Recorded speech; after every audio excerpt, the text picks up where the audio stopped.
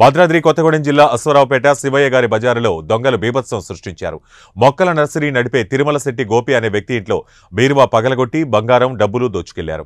వెంకటేశ్వర స్వామి దర్శనం కోసం తిరుపతికి వెళ్లి 3 రోజుల తర్వాత ఇంటికి వచ్చిన గోపి షాక్ అయ్యాడు. ఇంట్లో దాచుకున్న 6 కాసుల బంగారు నగలు, వెండి వస్తువులు, 65,000 నగదు సహా మొత్తం దోచుకెళ్లినట్లు గుర్తించి పోలీసులకు ఫిర్యాదు చేశారు. కేసు నమోదు చేసుకున్న పోలీసులు దర్యాప్తు చేపట్టారు.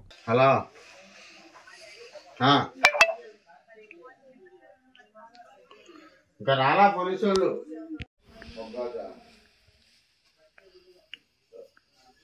అక్కడ బిల్లు ఉన్నాయా?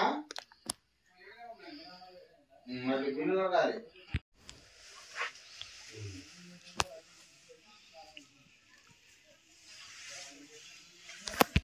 ఏం కాగితాలు మొత్తం కుప్పకైనా పడేసారు. అవన్నీ మనం ముట్టుకోకూడదు. కాగితాలు పోతే ఏమవుతుంది?